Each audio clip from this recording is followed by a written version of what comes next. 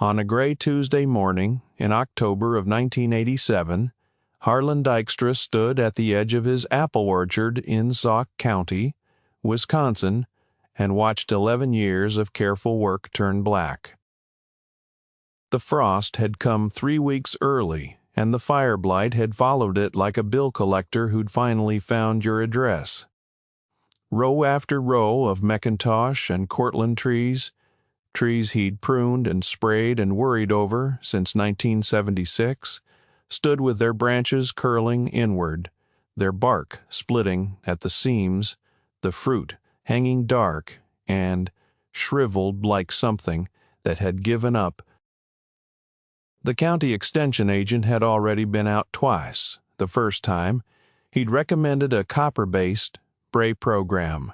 The second time, he'd recommended a different copper-based spray program. Neither had done much, except cost Harlan $400 he didn't have easy access to, and leave a faint blue residue on the grass that his dog refused to walk through. By the time the third week of October arrived, Harlan was looking at a loss somewhere between $40,000 and $60,000, depending on which part of the orchard he was willing to count as salvageable and which part he wasn't. The answer, if he was being honest with himself, was that none of it was salvageable. Not the way things were going. Let me tell you about what was happening in Sauk County orchards that fall, because you need to understand the world Harlan Dykstra was standing in before you can understand why what came next mattered as much as it did. Sauk County sits in the southwestern part of Wisconsin, where the land rolls and folds in a way that the rest of the state doesn't, where the bluffs come up sudden and the river bottoms stay wet longer than they should, where the soil in the lowland orchards holds moisture like a sponge and releases it slowly through the summer months in a way that apple growers had been counting on for generations. There were in 1987 something like 42 commercial apple operations in the county, ranging from small family plots of 30 or 40 trees to the larger operations running 400 and 500 acres. Most of them were herding. The fire blight that season had been particularly aggressive. A strain of Erwinia amylovora that moved faster than the old-timers had seen it move, jumping from tree to tree through the insect population and through the rain splash events that came with the unusual weather pattern that September. By the time most growers realized how bad it was, the infection had already moved past the point where conventional spraying could do much about it. The standard protocol in Sauk County in 1987 was streptomycin spray during bloom, copper bactericide in the pre-bloom window, and aggressive pruning of any visibly infected wood. That was what the Extension Service recommended. That was what the spray calendar said to do. And the spray calendar had been the same spray calendar, more or less, since the mid-1960s. Questioning the spray calendar in a Sauk County orchard in 1987 was roughly equivalent to questioning gravity or the Lutheran Church. It simply wasn't something a reasonable person did. Harlan Dykstra was a reasonable person. He had always been a reasonable person. He had followed the spray calendar. He had attended the extension meetings. He had bought the streptomycin at the price the co-op charged for it, which was not a price that made you feel good about the transaction. And he had applied it during the bloom window, the way the calendar said to apply it. So was everyone else's. That was the part that kept him up at night, standing at the kitchen window with a cup of coffee going cold in his hand, staring out at the dark shapes of the trees against the October sky. Not just that his orchard was dying, that everyone's orchard was dying, and nobody seemed to have a better answer than the answer that wasn't working. Let me tell you about Nora Salazar, because she is the reason this story exists, and she is different from every character this channel has told you about before. Nora was 23 years old in the fall of 1987. She had grown up on her family's 40-acre orchard on the western edge of the county, the daughter of Ernesto Salazar, who had bought the property in 1969 after working as a picker on 3 different Wisconsin orchards and saving every dollar he could for 9 years to do it. Ernesto was a methodical man, a careful man. He kept records in a green ledger book that he stored in the top drawer of his desk, and those records went back to 1969 and included every spray application, every yield number, every frost event, every variety. He was not the kind of man who did things without understanding why he was doing them. He was also, by 1987, a man who had been following the spray calendar for 18 years and had no particular reason to question it, because in most years the blight pressure had been manageable. In most years, the orchard had produced somewhere between 800 and 1,100 bushels of mixed variety apples, and that had been enough to keep the family comfortable and the operation running without borrowing money. Nora had left Sauk County in 1982 to attend the University of Wisconsin in Madison, where she had studied horticulture with a focus on integrated pest management. She had a professor there, a man named Dr. Albrecht Steinmetz, who had spent 20 years studying orchard disease ecology and who had a particular interest in what he called biological competitive exclusion, the idea that certain microbial and animal communities, if managed correctly within an orchard environment, could suppress pathogen populations more effectively and more durably than chemical intervention alone. Dr. Steinmetz was not a popular figure at the Extension Service. His ideas were considered interesting in an academic sense and impractical in a real-world sense, which is the way the Extension Service has always felt about ideas that complicate the spray calendar. Nora had written her senior thesis on biological suppression of Erwinia amylivora in pome fruit orchards, and she had graduated in 1986 with a degree that her father was proud of and a set of ideas that he was less certain about. She had come back to the farm in the spring of 1986, and she had been working alongside her father since then, learning the operation from the inside while carrying those ideas around with her like a notebook she hadn't yet found. Let me tell you about the goats, because the goats are the thing everyone remembers, and the thing nobody understood until it was too late to pretend they hadn't laughed about it. Nora had been reading the literature on orchard floor management for 2 years before she came back to Sauk County. There was a body of research not widely circulated outside of academic horticulture circles, suggesting that the orchard floor, the grass and leaf litter and fallen fruit beneath the tree canopy, was a primary reservoir for fire blight inoculum between seasons. The infected blossoms and shoots that fell to the ground in late summer and fall carried viable Erwinia bacteria into the leaf litter, where they overwintered and became the primary source of infection pressure in the following bloom season. The standard response to this was to mow and apply herbicide to the orchard floor, which reduced the organic material available to harbor the bacteria, but the research Nora had been reading suggested that this approach was incomplete. Mowing reduced the volume of material but didn't address the biological community within it. What the research suggested, and what Dr. Steinmetz had been arguing in his papers since the mid-1970s, was that a grazing animal introduced to the orchard floor in the post-harvest window could accomplish something that mowing and herbicide couldn't, disrupting the inoculum reservoir in a way that was more thorough and more biologically complete than mechanical or chemical removal. The animal that fit the orchard environment best, according to the research, was the goat. Goats would browse the low branches, consume fallen fruit and leaf litter, and their digestive systems would destroy the bacterial load in the organic material they consumed. Their hooves would disturb and aerate the soil surface, disrupting the moisture conditions that allowed Erwinia to persist, and their manure, distributed across the orchard floor, would introduce a diverse microbial community that competed with the pathogen for resources. It was not a simple idea. It was not an idea that fit on a spray calendar.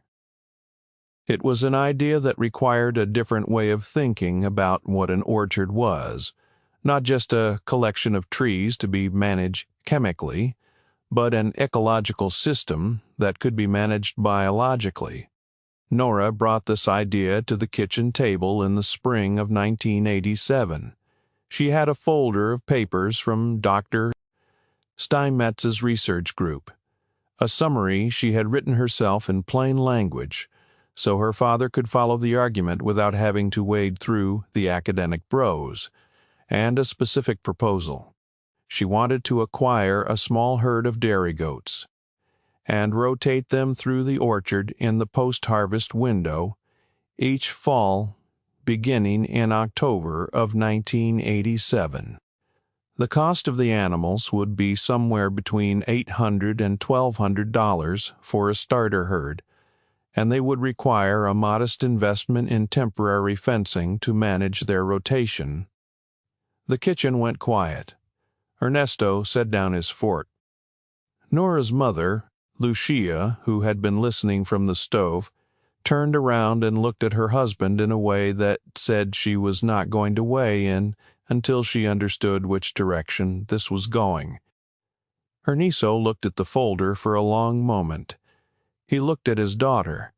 He said very carefully that he needed to think about it. He said he wasn't sure the neighbors would understand. He said he wasn't sure he understood. Nora said that was fine, that she had time to explain it, and she opened the folder and started from the beginning. She explained the inoculum reservoir concept.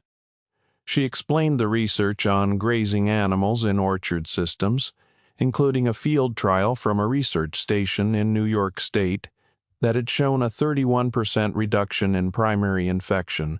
Events in orchards where post-harvest goat grazing had been practiced for 2 consecutive seasons. She explained the soil microbiome argument, that the manure distribution would introduce Pseudomonas fluorescens and other bacterial competitors that had been shown in laboratory conditions to suppress Erwinia growth on floral surfaces. She explained that the fencing cost was recoverable in the first year if the goats reduced spray costs by even 20%, and that the goats themselves could be sold or maintained as a secondary income source through milk. Ernesto listened to all of it. He asked 3 questions. He asked how she knew the goats wouldn't damage the tree bark. She said she'd researched the browsing behavior of the specific breeds she was proposing, Nubian and Alpine crosses, and that with proper, roast-mateable, and manageable. He asked how she knew the research would translate from a New York field trial to a Wisconsin orchard. She said she didn't know for certain, but that the underlying biology was the same and the orchard floor conditions in Sauk County were actually more favorable to the approach than the New York sites because of the higher organic matter content in the soil. He asked what she would do if it didn't work. She said they would be exactly where they were now, minus the cost of the goats and the fencing, which was a number she could live with if he could. Ernesto was quiet for a long time. Lucia had turned back to the stove. Then Ernesto said quietly that she could have her 40 acres, not the whole orchard, just her 40 acres, the east block where the Cortlands were. She could try it there. The rest of the orchard would follow the spray calendar. the way it always had. Let me tell you about Gene Crowley, because you need to understand Gene before you can understand what happened at the Sauk County Growers Association meeting in August of 1987. Jenna Crowley was 58 years old and had been selling orchard supplies and spray equipment out of his operation on County Road, etc., for 22 years. He was not a farmer himself, but he had spent 2 decades at the center of the farming community in a way that gave him authority that most farmers respected and some resented. He had helped write the most recent version of it, in collaboration with the County Extension Office in 1983.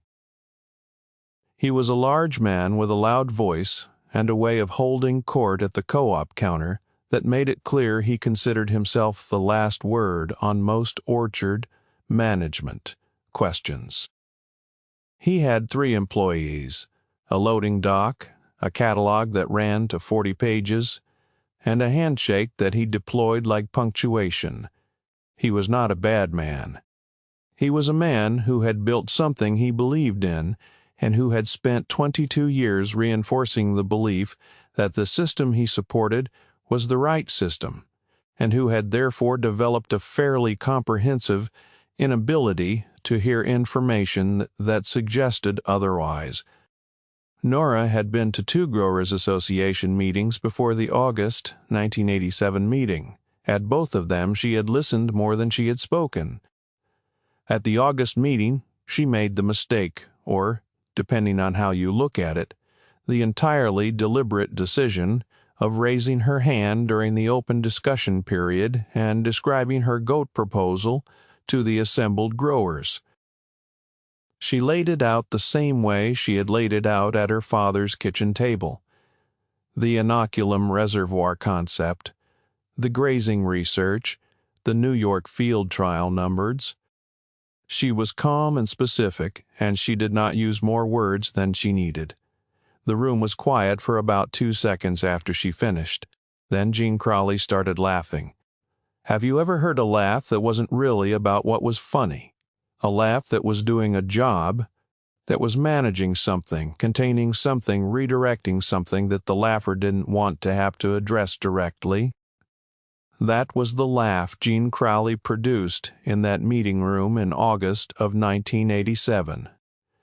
It was a big laugh, a generous laugh in terms of its volume, and it had the effect of giving everyone else in the room permission to smile, which most of them did, because Gene Crowley was the kind of man whose laugh gave you permission. He said, when the laugh had run its course, that he'd heard a lot of ideas in 22 years of selling spray equipment, and that this was the first one that involved replacing a streptolnacin program with a barnyard animal. He said that, with all due respect to the university education, the orchard floor wasn't a research station, and Erwinia Amilovera wasn't going to be impressed by goat manure. He said it the way a man says something he considers so obviously true that he's almost doing you a favor by pointing it out. A few people in the room nodded. A few more smiled again. Harlan Dykstra, who was sitting in the 3rd row, did not smile. He was looking at Nora Salazar with an expression that was harder to read. Not agreement, not disagreement, but something closer to attention. The kind of attention a man pays when he's heard something he doesn't know what to do with yet. Nora waited until the laugh had fully settled. Then she said very quietly that she understood the skepticism, and that she wasn't asking anyone to change their program. She was describing what she was going to do on her 40 acres, and she thought the association members deserved to know about it, because the results, whatever they were, would be relevant to everyone in the room. Jenna Crowley said that was fine, that she was welcome to try whatever she liked on her 40 acres, and that he hoped the goats enjoyed the apple trees. Another small laugh from the room. Nora gathered her papers. Her father, sitting beside her, said nothing. He had said nothing during the entire exchange. On the drive home, he told her that Gene Crowley was not a man who changed his mind easily. Nora said she knew that. Ernesto said he hoped she was right about the goats. Nora said she hoped so too.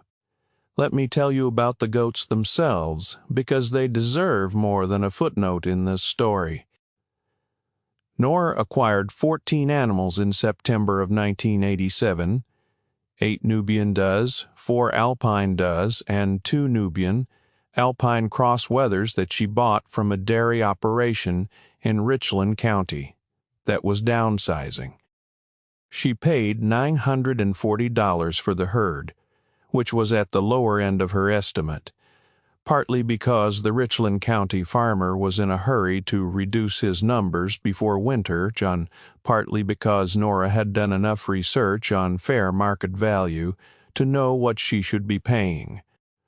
She spent 2 weekends building the temporary electric fencing system that would allow her to rotate the herd through the East Block in a managed, strip grazing pattern, moving them every 4 to 5 days so that no single section of the orchard floor was overgrazed. She built a small 3-sided shelter at the east end of the block from materials she found in her father's equipment barn, and she ran a water line from the nearest hydrant.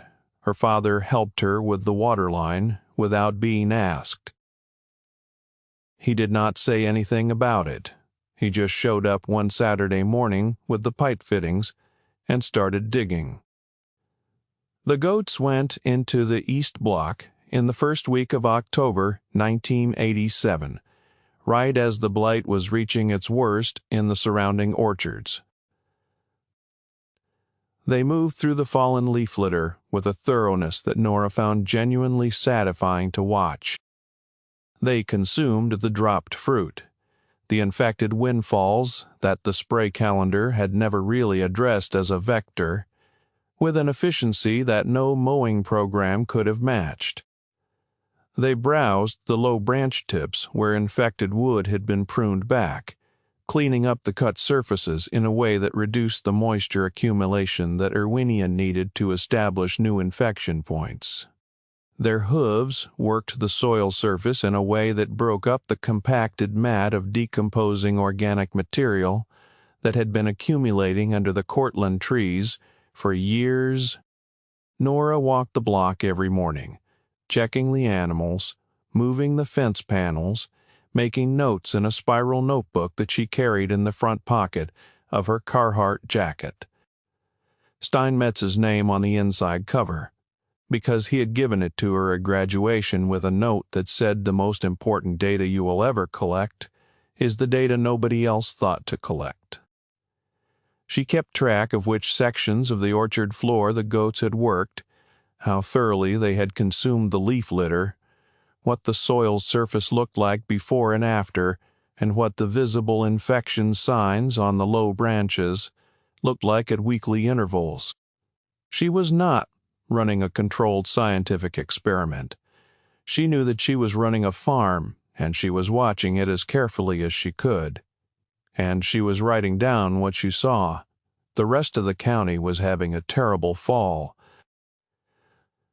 The 1987 blight season was, by the time it was fully accounted for, the worst Sac County had seen since 1972. The county extension office estimated that the total crop loss across the county's commercial orchards ran somewhere between $2.5 and $3 million. Harlan Dykstra lost $43,000 worth of fruit and spent an additional $6,000 on spray materials that hadn't stopped the progression. Jenna Crowley's supply operation had a record fall in terms of revenue, because desperate growers were buying every copper and streptomycin product he stocked.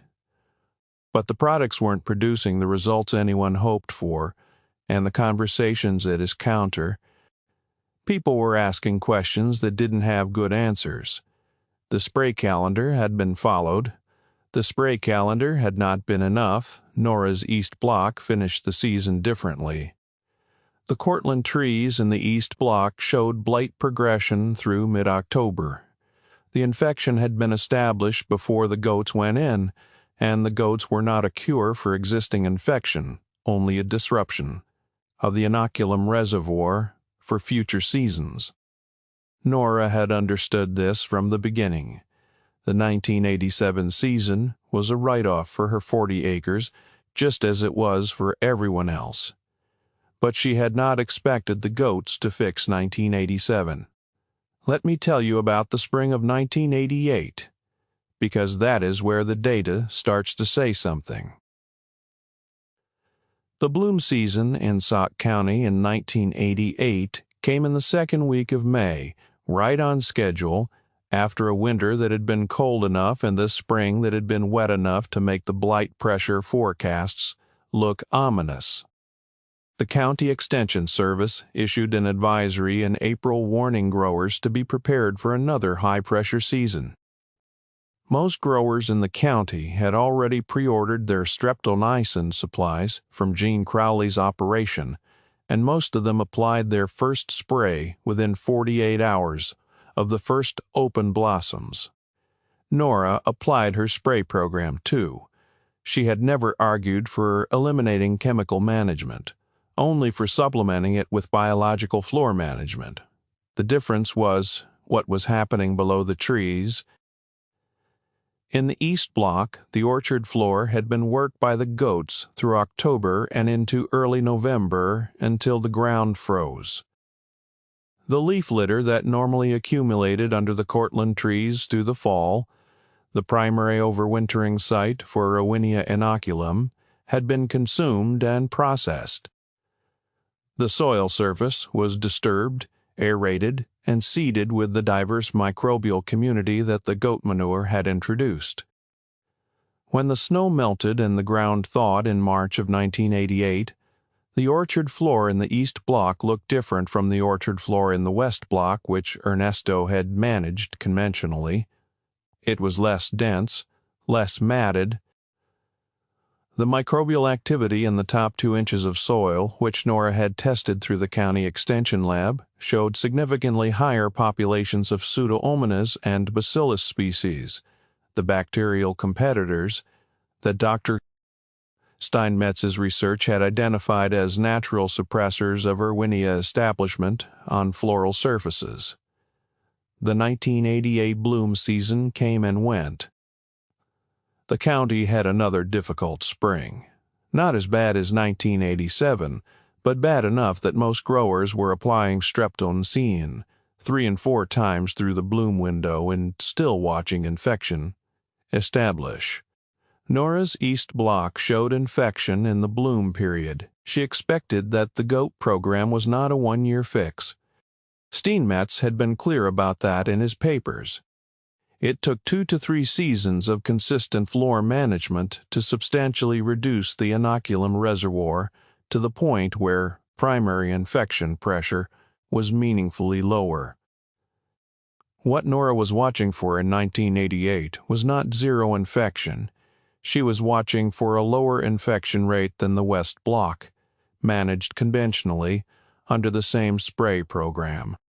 By the end of the 1988 growing season, she had her first number. The East Block, 40 acres of Cortland, showed a primary shoot infection rate of approximately 18%. 18 shoots with visible fire blight symptoms per 100 examined. The West Block, 60 acres of mixed McIntosh and Cortland under identical spray management, showed a primary shoot infection rate of 26%. That was not a dramatic difference. It was not the kind of number that made people stop and stare. It was the kind of number that a careful person wrote down in a notebook and thought about for a long time. Nora wrote it down. She thought about it. She ran the goats through the East Block again in October of 1988, the same rotation pattern, the same strip grazing management. She expanded the herd by 4 animals, buying 2 more Nubian does and 2 more Alpine crosses from the same Richland County operation, which had stabilized and was willing to sell her additions at a fair price. She rebuilt the fencing for the second season with some improvements she'd figured out from the first year, better corner posts, a more efficient panel system that let her move the rotation boundaries in less time. She was spending approximately 6 hours a week managing the goats through the grazing season, and she had reduced that from the 10 hours a week the first season had cost her, as she got more efficient with the routine. The goats had also, by this point, become a minor source of income.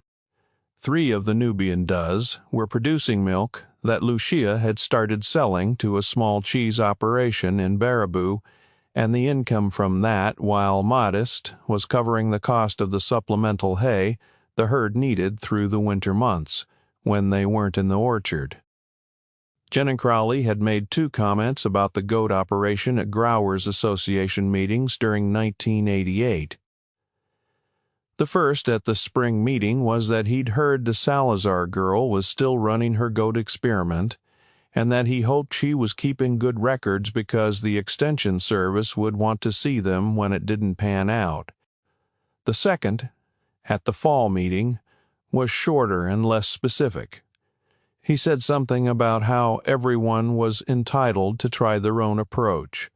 He did not laugh. Nora was not at either meeting.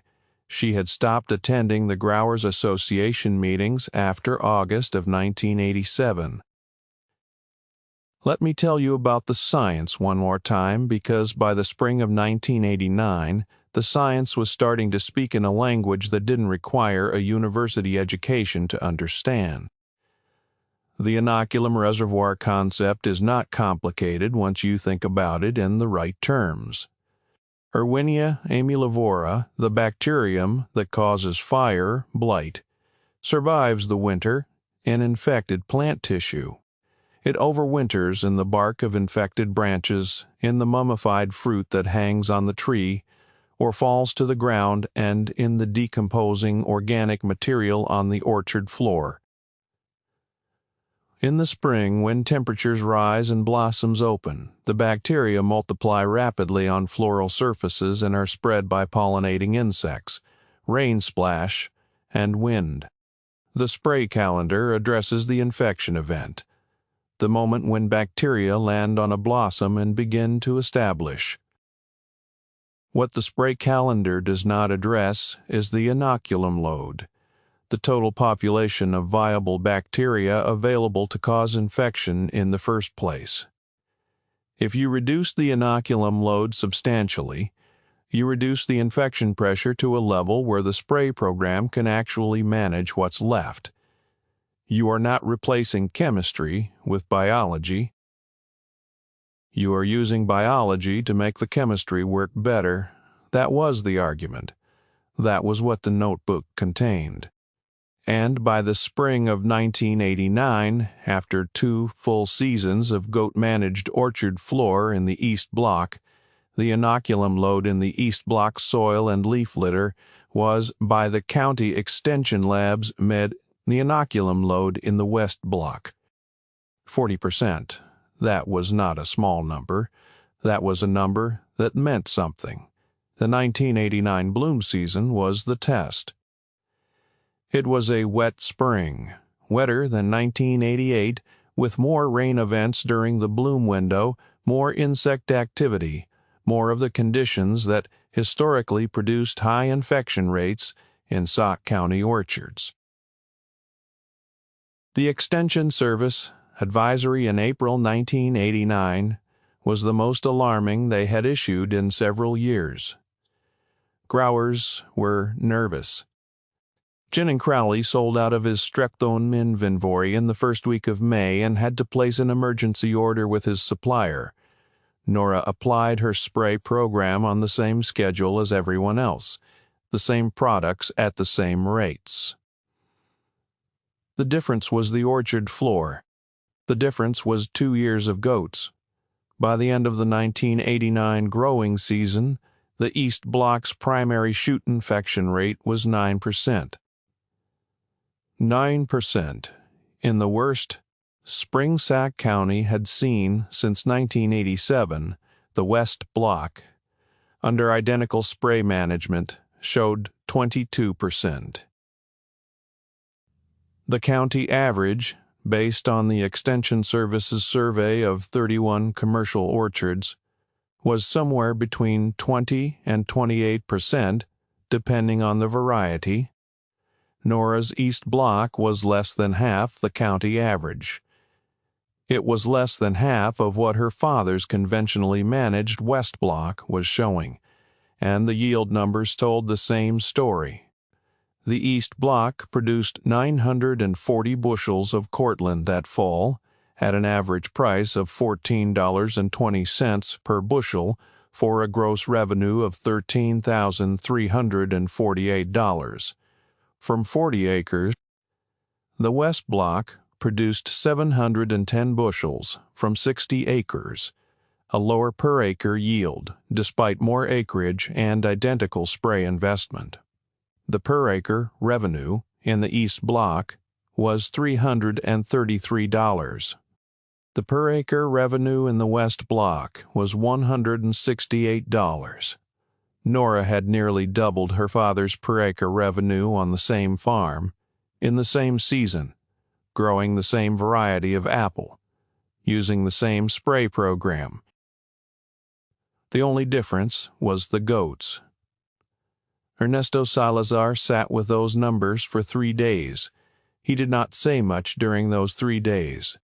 He went out to the orchard in the morning and walked both blocks and came back in and had his coffee and was quiet.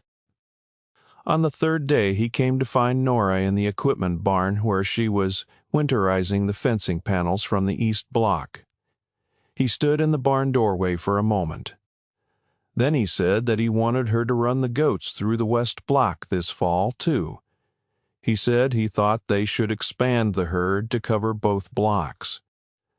He said he would like her to decide the rotation schedule for the whole orchard going forward, not just the East Block. He said it in a way that was not dramatic, in a way that was very like him, direct and quiet and without any particular ceremony. Nora said she would take care of it. Ernesto nodded and went back to the house. It was not a long conversation. It didn't need to be. Let me tell you about what happened in the county in the years that followed, because the story doesn't end in Ernesto Salazar's equipment barn. Word travels in a small farming county the way water travels in a flat field, slowly at first, finding the low places, then faster once it finds a channel. The 1989 yield numbers from the Salazar East Block were not a secret. Nora had submitted them to the county extension office as part of a voluntary data sharing program the Extension Service ran, and the extension agent, a careful man named Carl Peterson, who had been skeptical of Nora's approach in 1987 but was a careful enough scientist, had included the East Block results in his annual county report. The report was distributed to all 42 commercial orchard operations in Sauk County. Most of them read it. Some of them called the extension office to ask questions. A few of them drove out to the Salazar orchard in the fall of 1989 to see the goats for themselves. They stood at the fence line and looked at the animals working the orchard floor and didn't say much.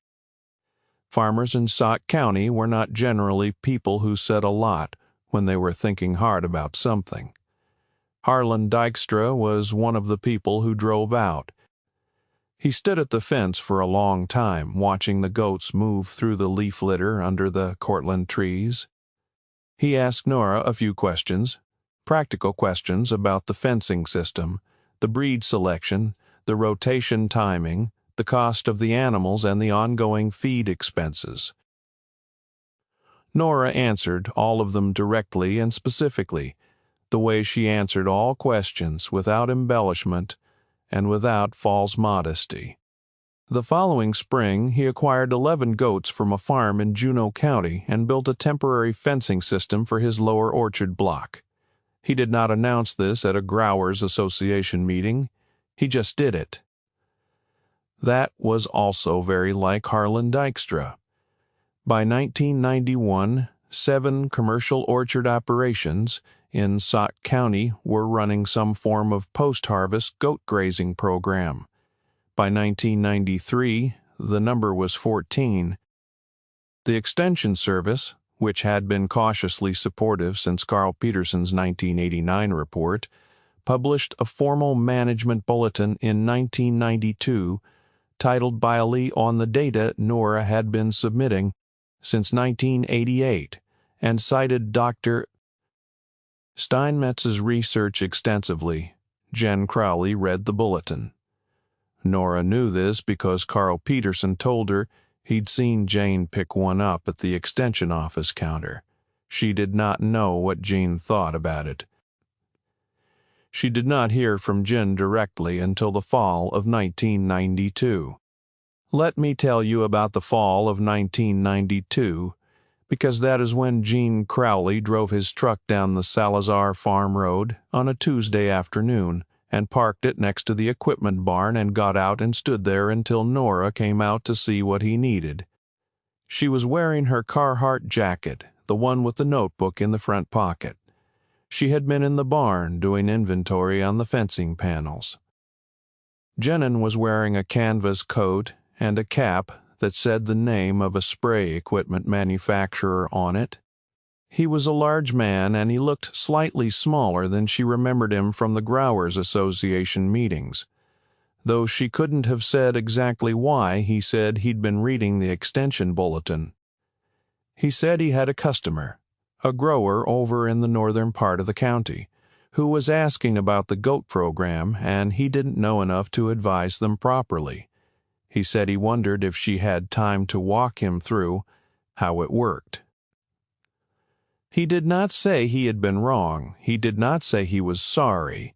He said he had a customer who needed information, and he was trying to get it. That was as close as Gene Crowley was likely to come to asking for help from someone he had laughed at in a meeting room 5 years earlier. And Nora understood that she looked at him for a moment. Then she said she remembered what he had said at the August 1987 meeting, that Erwinia Amilovera wasn't going to be impressed by goat manure. She said it without heat, the way you repeat a fact. He said he remembered saying it. Nora said that she thought the evidence suggested that Erwinia was, in fact, somewhat impressed by goat manure, or at least by what the goat manure introduced to the orchard floor ecology. She said this without a smile, and then she said that she'd be glad to walk him through the program, and she started walking toward the east block, and Gene followed her. She spent an hour with him, going through the rotation system, the breed selection, the timing relative to harvest and first frost, the fencing infrastructure, the data on inoculum load, reduction. Gene asked good questions. He had been in the orchard supply business for 25 years, and he understood the underlying biology better than most people gave him credit for. He took notes on a small pad he kept in his coat pocket. At the end of the hour, he thanked her. He said he thought he could advise his customer now. He said the program made more sense than he had expected it to. That was the closest thing to a concession that the conversation contained, and Nora accepted it as such. She said one more thing as he was walking back to his truck. She said that the lesson she had taken from the last 5 years wasn't that goats were the answer to fire blight. She said the lesson was that any orchard management system that addresses only the infection event and ignores the inoculum reservoir is a system that will always be fighting uphill, and that the spray calendar, as useful as it was, had been written as if the orchard floor didn't exist. She said that the orchard floor existed. She said it with the same quiet directness she had used in the meeting room in 1987. Gene Crowley got in his truck and drove back up the farm road. Nora watched the truck until it reached the county road. Then she went back into the barn and finished her inventory. Let me tell you about the years after that. because the story keeps moving even when the drama is over. By 1995, Nora had expanded the Salazar orchard from the original 40 acres to 110 acres, buying 2 adjacent parcels that came available when neighboring operations recayed or consolidated. The goat herd had grown to 41 animals, which was more than the orchard needed for floor management purposes, and the dairy operation had grown with it.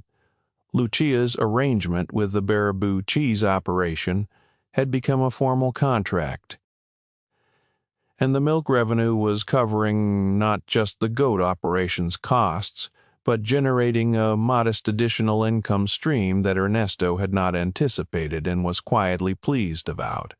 Nora had presented her data at a Wisconsin Fruit Growers Association conference in 1993, standing at a podium in a conference room in Madison and walking through 7 years of yield data, infection rate comparisons, and inoculum load measurement. Dr. Steinmetz was in the audience. He was in his late 60s by then, retired from the university but still following the research when Nora finished her present to stand up. He didn't say anything. He just stood up, and then the rest of the room stood up, and Nora stood at the podium and looked out at them and felt something she didn't have a precise word for, not pride exactly and not relief exactly, but something in the neighborhood and more durable. Ernesto was in the audience, too. He had driven to Madison in his truck, the same green pickup he'd been driving since 1984, and he had sat in the back row of the conference room in his good flannel shirt and listened to his daughter present 7 years of data. When the room stood up, he stood up, too. He was not a man who showed emotion easily or publicly.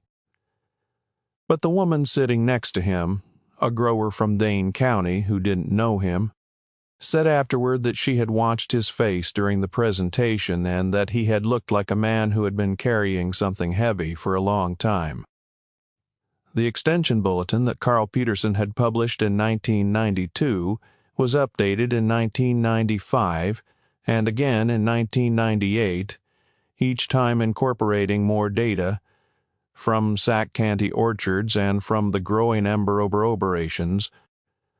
The 1998 version cited 19 separate research sources, including 4 papers that Dr. Steinmetz had co-authored with Nora between 1993 and 1997. The spray calendar was not replaced. Nobody was suggesting the spray calendar should be replaced. But the 1998 Extension Bulletin included a new section titled Orchard Floor Management as Integrated Compature. Some of them called her anyway. Let me tell you one last thing, because the story has one more chapter and it belongs to the next generation. In the spring of 2001, Nora's daughter, Maya, who was 12 years old and had grown up walking the orchard with her mother and helping move the goat fencing on Saturday mornings, came to the kitchen table with a folder of her own. The folder contained information she had found at the school library and on the County Extension Service's computer. Information about cover crop systems in orchard alleys, between tree rows to fix nigrogen, suppress weeds, and provide additional habitat for the beneficial insect populations that preyed on orchard pests. Maya had drawn a diagram of the east block, showing where she thought the cover crop strips should go and what species mix she thought would work best for the soil type. She had written a 1-page summary of why she thought it would reduce the orchard's nitrogen fertilizer costs and improve the predatory insect population over 3 to 5 years.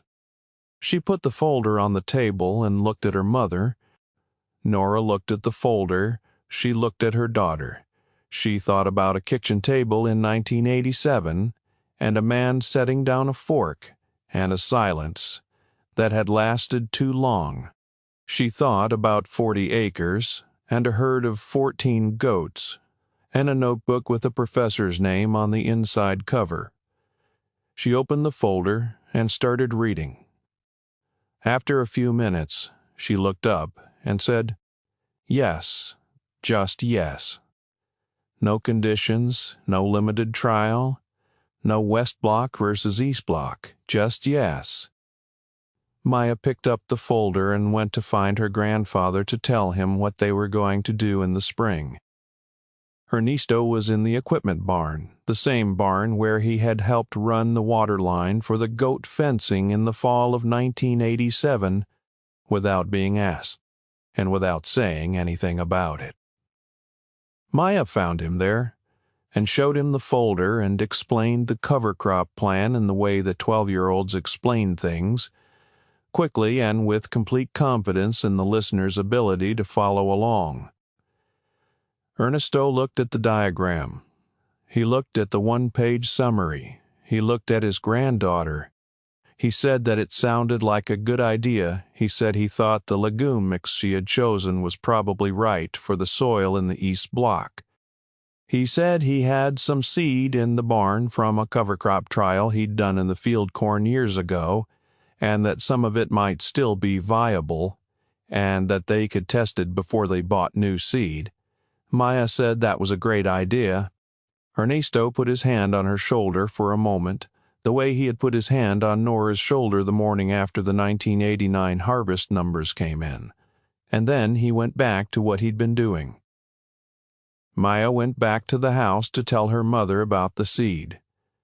The Salazar orchard is still there. Nora still runs it. The goat herd is 44 animals now, managed by a rotation system that has been refined over 35 years to something close to an art form. The East Block Cortland trees that the first 14 goats walked under in October of 1987 are still producing, which is longer than most commercial apple trees produce in Wisconsin, and the Extension Service attributes at least part of their longevity to the soil health that the Biological Floor Management Program has maintained over 3.5 decades. Nara was at the funeral. She brought the notebook he had given her at graduation, the one she had carried in her Carhartt pocket through the first 10 years of the goat program, and she left it on the table with the flowers and the photographs. She thought he would have found that appropriate. The cover crop system that Maya proposed in 2001 is now standard practice on the Salazar orchard and has been adopted by 23 other operations in Sauk County. Jen Crowley retired in 2003 and sold his supply operation to a younger man who expanded the catalog to include biological orchard management, saponificial insect habitat kits, cover crop seed mixes, temporary fencing systems. The catalog runs to 68 pages now. A section near the back is titled Integrated Biological Systems, and it begins with a paragraph that reads in part that the orchard floor is not separate from the orchard. It is the orchard's foundation, and what happens there determines what happens above it. Nobody put Nora Salazar's name on that paragraph. She didn't need them to. She planted goats in an apple county. They laughed. The blight came.